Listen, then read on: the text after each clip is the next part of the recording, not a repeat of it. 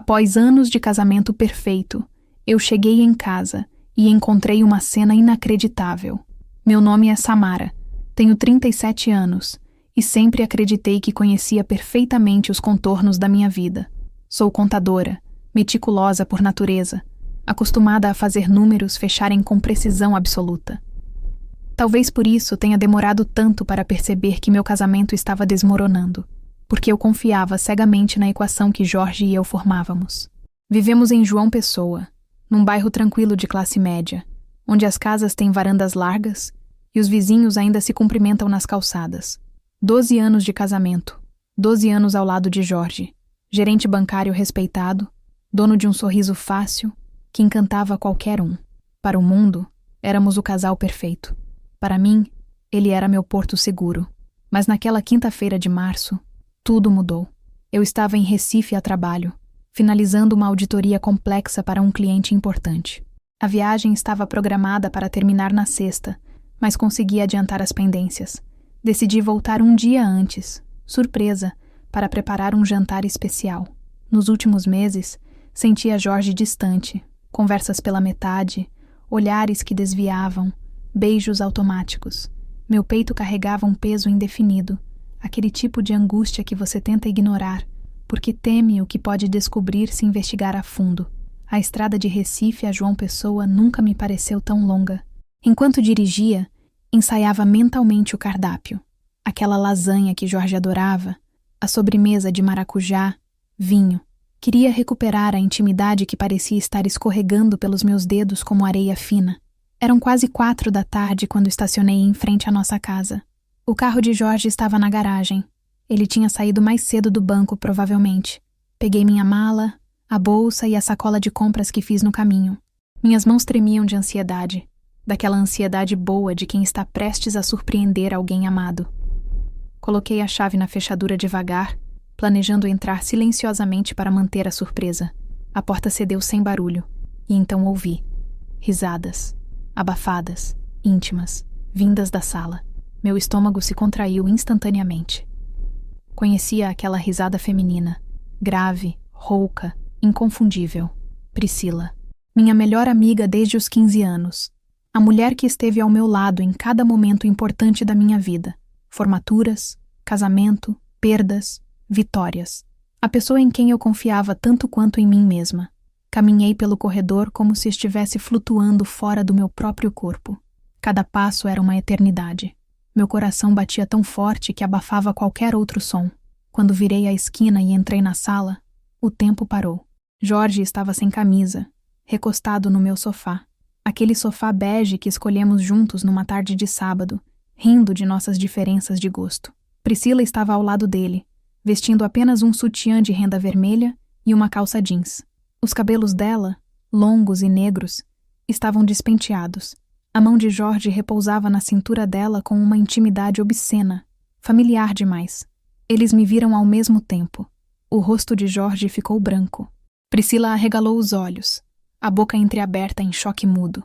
Naquele segundo infinito, 12 anos de história desmoronaram dentro de mim. Não foi apenas a traição, foi a mentira dupla, a conspiração de 2 pessoas que eu amava. Foi perceber que minha vida inteira era uma farsa cuidadosamente encenada. Meu corpo reagiu antes da minha mente processar o que estava acontecendo. Larguei a mala e me joguei em direção a Priscila. Puxei seus cabelos com tanta força que ouvi seu grito ecoar pela casa.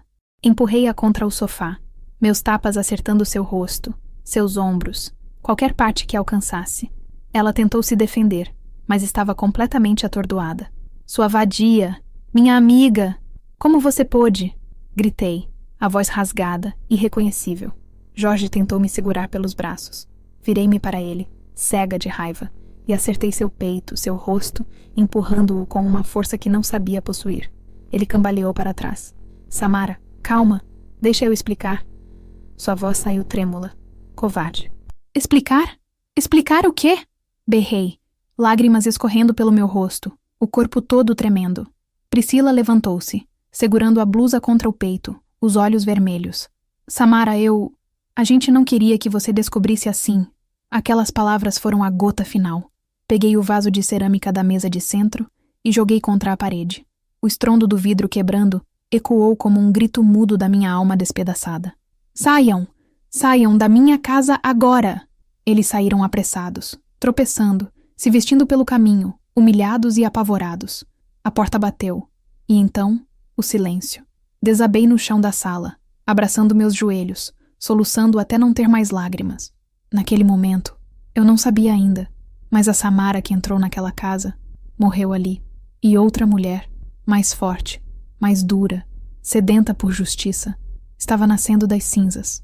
Não sei quanto tempo fiquei ali, encolhida no chão da sala, cercada pelos cacos do vaso e pelos destroços da minha vida.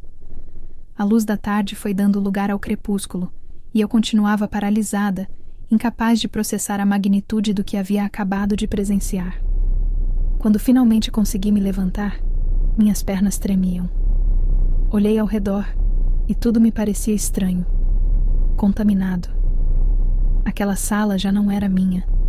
Aquele sofá carregava agora uma memória que eu jamais conseguiria apagar. Até o ar parecia denso, irrespirável. Subi as escadas como um fantasma e fui direto para o quarto. Peguei uma mala e comecei a jogar roupas dentro, sem pensar, sem escolher. Calças, blusas, o que visse pela frente. Não podia ficar ali nem mais um segundo. Aquela casa que um dia representou meu lar havia se transformado num túmulo de mentiras. Peguei meu celular. 15 mensagens de Jorge, 9 ligações perdidas, 3 mensagens de Priscila. Bloqueei os 2 sem ler uma palavra sequer. Não queria explicações. Não queria desculpas esfarrapadas. Não queria ouvir a voz deles nunca mais. Liguei para minha irmã, Mariana. Mari, preciso ficar uns dias na sua casa. Minha voz saiu fraca, quebrada. Samara, o que aconteceu? Você está bem? A preocupação dela era palpável. Não, não estou bem. Mas te conto quando chegar. Estou indo agora. Mariana mora em Cabedelo, a meia hora de João Pessoa. Aquela seria minha única rota de fuga. A viagem até lá foi um borrão. Dirigi no piloto automático, as lágrimas embaçando minha visão. O peito apertado como se alguém estivesse me esmagando por dentro. Quando finalmente cheguei, já era noite. Mariana me esperava na porta, os olhos cheios de preocupação. Assim que me viu, me abraçou. E ali, nos braços da minha irmã, desmoronei novamente. Ele me traiu, Mari, com a Priscila, na nossa casa, na nossa sala. Mariana me apertou mais forte, sem dizer nada. O que ela poderia dizer? Não existem palavras que curem esse tipo de ferida. Os primeiros dias foram os piores. Eu mal conseguia sair da cama. Não tinha fome. Não conseguia dormir. Quando fechava os olhos, via a cena se repetindo como um filme macabro em loop infinito. Jorge sem camisa, a mão de Priscila no peito dele, aquele olhar cúmplice que só quem compartilha segredos proibidos possui. Mariana tentava me alimentar, me fazendo sopas leves, chás calmantes. Mas eu mal tocava na comida. Havia um buraco no meu peito que parecia sugar toda a minha energia vital. Você precisa comer, Samara. Não pode se deixar definhar assim. Ela insistia, sentando-se na beirada da cama. Não consigo, Mari. Dói demais. Tudo dói.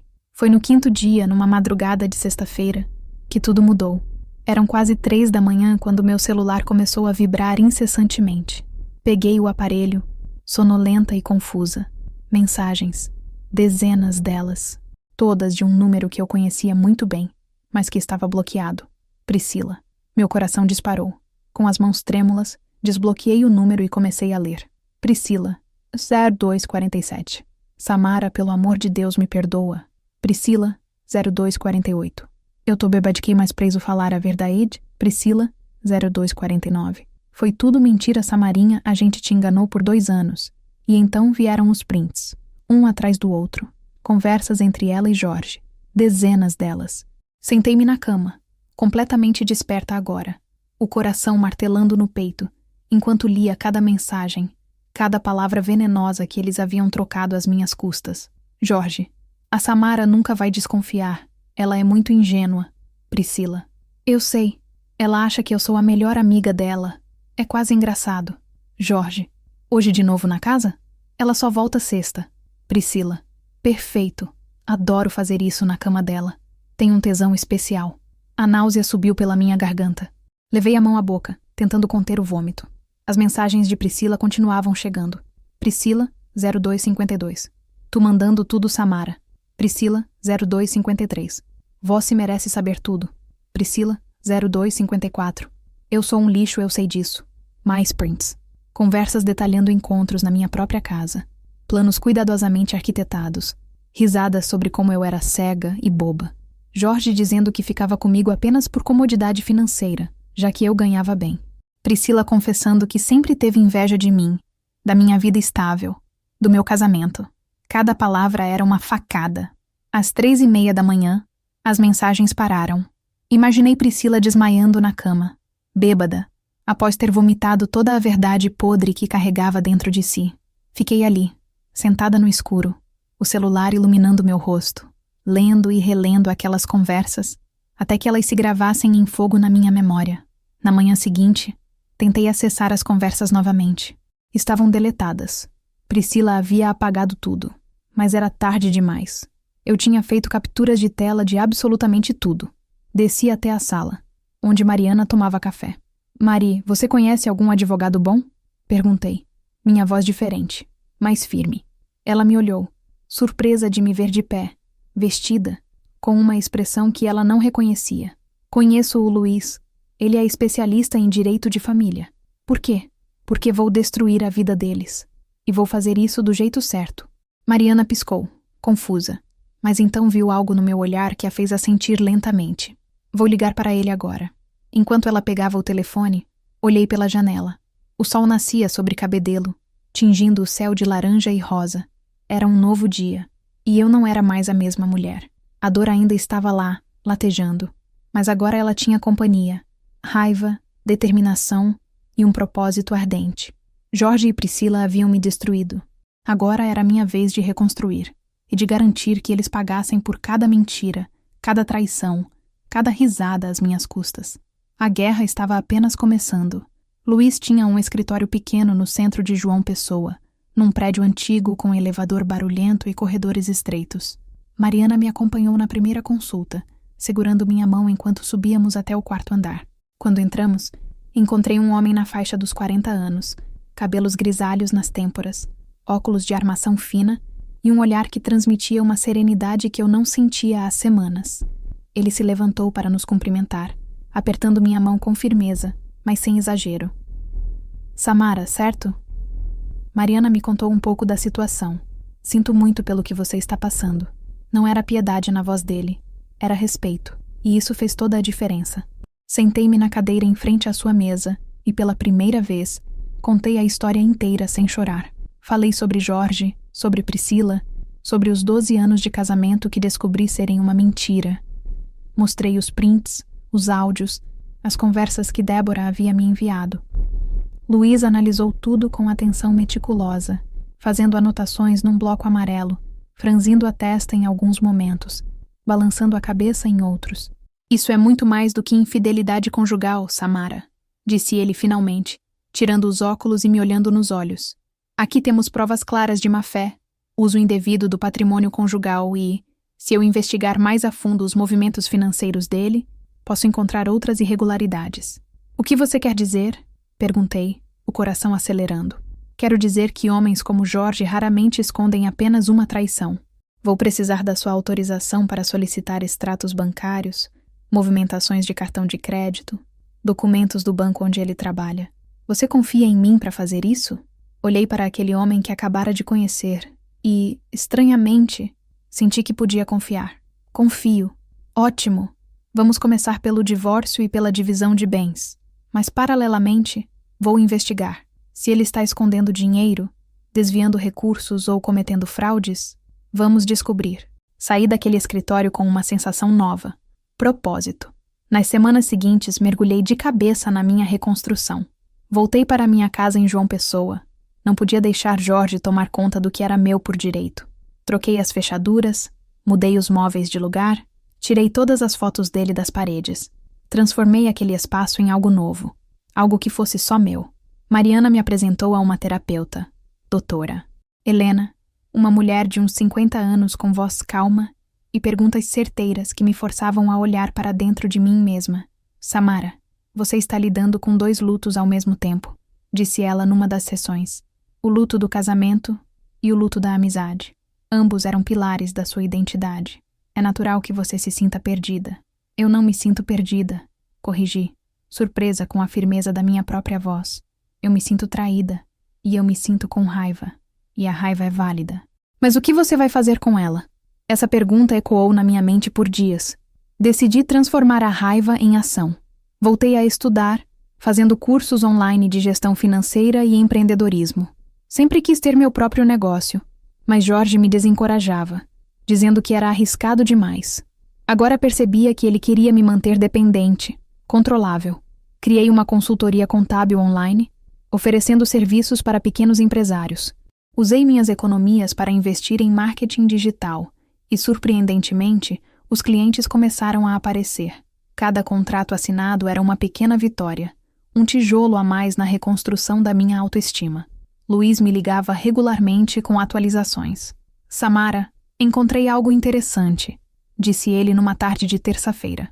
Jorge tem uma conta bancária que você desconhecia. E há movimentações suspeitas. Transferências regulares para uma conta fantasma. Fantasma? Uma empresa de fachada. Ele está desviando dinheiro do banco onde trabalha. Pequenas quantias, mas constantes.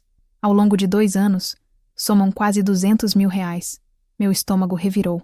Não apenas um traidor, um criminoso. O que fazemos agora? Reunimos todas as provas e entregamos ao departamento jurídico do banco.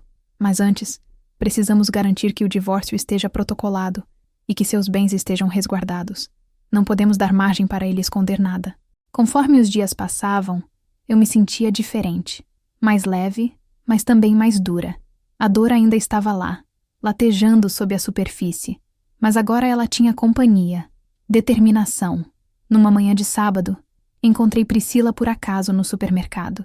Ela me viu primeiro e tentou se esconder atrás de uma prateleira de cereais. Mas eu a vi. Caminhei até ela com passos firmes. Samara, Ela começou, a voz trêmula. Não fala. Cortei, minha voz gelada. Você não tem mais o direito de falar comigo. Só quero que você saiba uma coisa.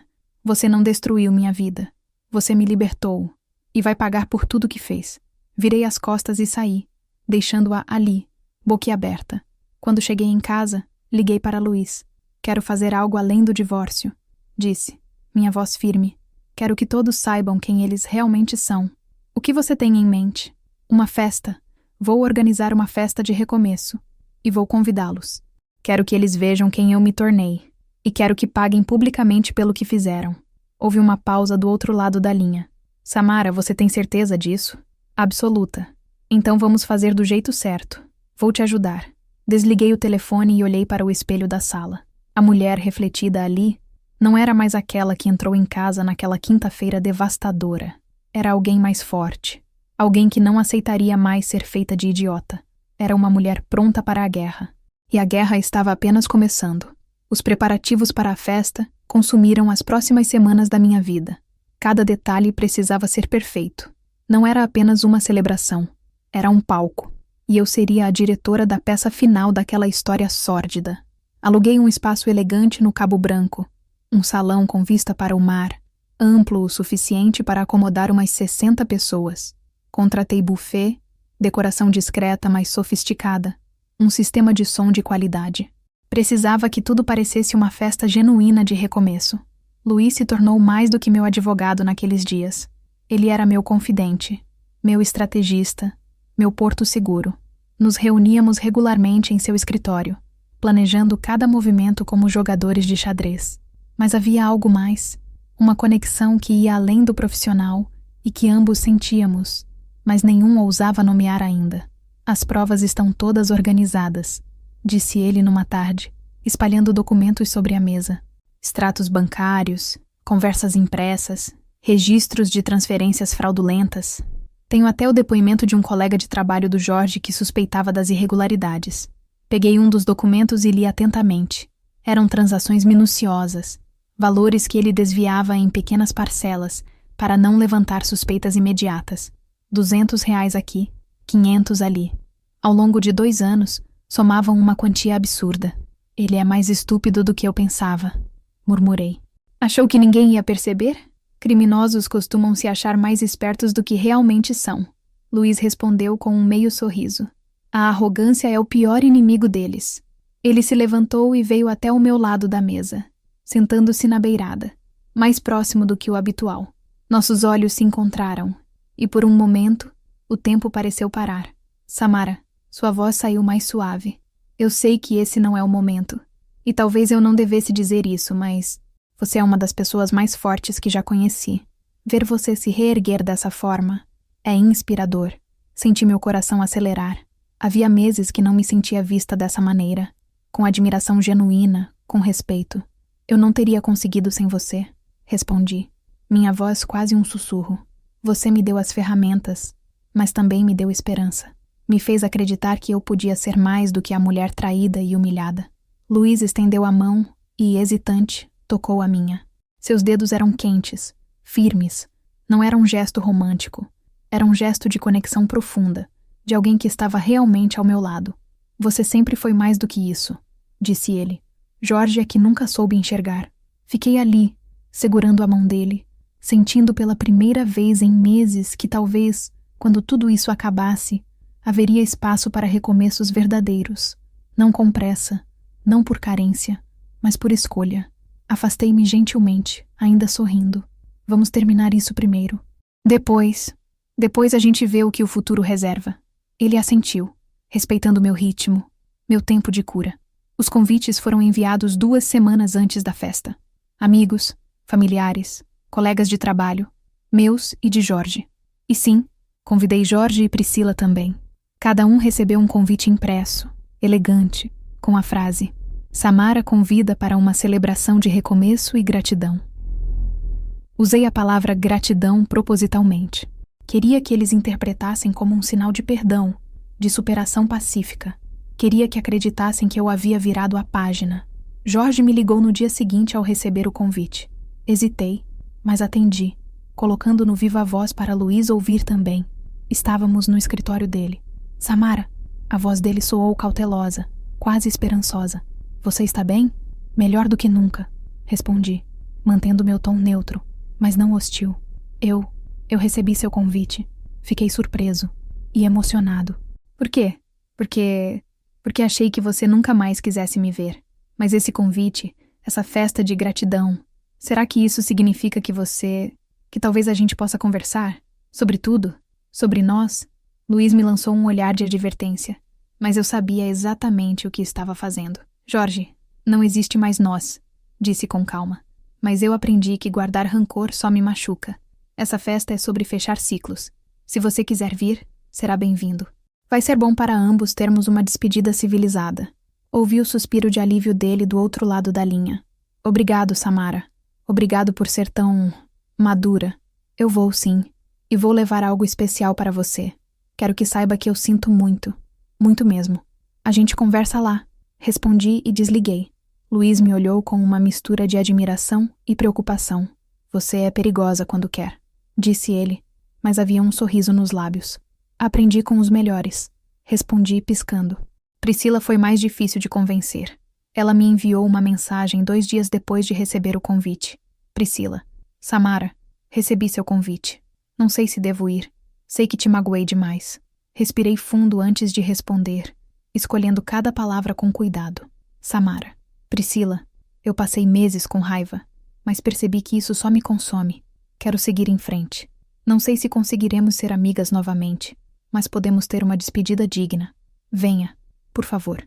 Priscila. Você tem certeza? Samara. Tenho. Preciso disso para fechar esse ciclo. Priscila. Então eu vou. E obrigada, Samara. Você sempre foi melhor do que eu merecia. Quando mostrei a conversa para Luiz, ele balançou a cabeça impressionado. Eles realmente acreditam que você os perdoou. E vão continuar acreditando até o momento exato em que eu quiser que parem. Respondi. Na semana da festa, continuei meus encontros com Luiz, mas agora as conversas iam além do caso. Falávamos sobre nossas vidas, nossas histórias, nossos sonhos. Ele me contou sobre seu divórcio anos atrás, sobre como dedicou-se ao trabalho para preencher o vazio. Por isso eu entendo sua dor, disse ele numa tarde, enquanto tomávamos café no escritório. Sei o que é descobrir que a pessoa que você amava não era quem você pensava. Como você superou? Perguntei. Tempo, terapia e ajudando pessoas como você. Cada cliente que recomeça Me lembra que é possível renascer das cinzas. Olhei para ele. Realmente olhei. A forma como seus olhos se iluminavam quando falava sobre justiça, a gentileza nas mãos fortes, o respeito com que me tratava mesmo nos meus momentos mais frágeis. Luiz, quando tudo isso acabar, você gostaria de jantar comigo? Não como advogado e cliente, como pessoas. Ele sorriu, e foi o sorriso mais genuíno que vi em meses. Eu adoraria, Samara. Na véspera da festa, Luiz e eu nos encontramos no salão para conferir os últimos detalhes. O telão estava posicionado perfeitamente. O sistema de som, testado. As provas, organizadas numa apresentação impecável. Mariana também estava lá, ajudando com a decoração final. Você tem certeza disso, Samara? Perguntou minha irmã pela 1000ª vez. Nunca tive tanta certeza de nada, respondi. Luiz se aproximou de mim quando Mariana saiu para atender uma ligação. Última chance de desistir, disse ele, mas havia um brilho nos olhos que mostrava que sabia que eu jamais desistiria. Nem pensar. Ele hesitou por um momento. Então colocou as mãos nos meus ombros, me olhando com uma intensidade que me fez tremer. Samara, não importa o que aconteça amanhã. Eu quero que você saiba que me tornei um homem melhor por ter te conhecido. Você me lembrou por que escolhi essa profissão. Me lembrou que justiça e compaixão podem andar juntas. Senti lágrimas nos olhos, mas eram lágrimas boas. Obrigada, Luiz, por tudo. Por me ouvir, por me guiar, por acreditar em mim quando eu mesma não acreditava. Ele me puxou para um abraço. Não rápido, não formal. Um abraço verdadeiro, apertado, que dizia mais do que 1000 palavras. Quando nos separamos, havia uma promessa silenciosa entre nós. Quando a tempestade passasse, exploraríamos o que estava nascendo ali. Saímos do salão juntos, sob o céu alaranjado do fim de tarde paraibano. Amanhã seria o dia em que Jorge e Priscila finalmente enfrentariam as consequências dos seus atos. E eu estaria lá, de pé, mais forte do que nunca, com pessoas verdadeiras ao meu lado. Mariana, Luiz e a mulher que eu me tornei. O dia da festa amanheceu com um céu azul impecável. Acordei cedo, escolhi meu vestido azul marinho com cuidado, elegante, sóbrio, transmitindo exatamente a mensagem que eu queria: força e dignidade. Mariana me ajudou com os preparativos finais. Chegamos ao salão 2 horas antes. Luiz já estava lá, conferindo o equipamento. Quando me viu, sorriu. Você está linda. Está tudo pronto, disse, segurando minha mão brevemente. Não importa o que aconteça hoje, eu estou aqui com você. Os convidados começaram a chegar às 7. Amigos, familiares, colegas, todos me cumprimentavam com abraços, parabenizando minha superação. Jorge chegou de terno cinza, segurando rosas amarelas, minhas favoritas. Samara, obrigado por me dar essa chance, disse emocionado. Que bom que você veio, respondi cortês. Aproveite a festa. Ele pareceu esperançoso e se afastou. Priscila chegou minutos depois, hesitante, de vestido preto. Obrigada por me deixar vir. Eu sinto muito por tudo. Hoje é dia de verdades, respondi com um sorriso que não chegou aos olhos. Relaxe. Vi os pais de Jorge, seu Antônio e Dona Célia, que sempre me trataram como filha. Eles me abraçaram, emocionados, sem saber o que estava por vir. Às 8h30, peguei o microfone. O salão silenciou. Boa noite a todos. Obrigada por estarem aqui. Sei que muitos devem estar curiosos sobre essa festa de recomeço e gratidão. Vou explicar. Respirei fundo. Há alguns meses, minha vida desmoronou. Cheguei em casa e encontrei meu marido. Apontei para Jorge, traindo-me com minha melhor amiga. Apontei para Priscila. Na minha casa, depois de 12 anos de casamento. Murmúrios chocados ecoaram. Os pais de Jorge ficaram lívidos. Mas isso foi só o começo. Essa traição durou 2 anos inteiros. Acenei para Luiz, que acionou o telão. Conversas entre Jorge e Priscila apareceram ampliadas. A Samara é muito ingênua. Adoro fazer isso na cama dela. Tem um tesão especial. Priscila cobriu o rosto, soluçando. Jorge avançou, vermelho de raiva. Samara, você nos enganou. Nos fez acreditar que tinha perdoado. Exatamente como vocês me enganaram por 2 anos. Respondi friamente. A diferença é que eu levei meses. Vocês levaram anos. Mostrei mais conversas. Cada evidência da farsa que construíram. Vi pessoas chorando, balançando a cabeça. Mas tem mais. Enquanto Jorge me traía emocionalmente, também me traía financeiramente. Documentos bancários apareceram no telão. Jorge desviou quase R$200 mil do banco ao longo de 2 anos. Tudo já está nas mãos das autoridades competentes. Jorge cambaleou, branco como papel. Seu Antônio soltou o braço do filho com nojo. Você nos envergonhou, Jorge. Desliguei o telão e olhei para Jorge. Você disse que me amaria para sempre. Cada palavra era mentira. Mas eu agradeço, porque agora sou livre. Livre de você, das suas mentiras, dessa farsa. Virei para todos. Esta festa é sobre verdade. Obrigada a todos que me apoiaram. Especialmente você, Luiz.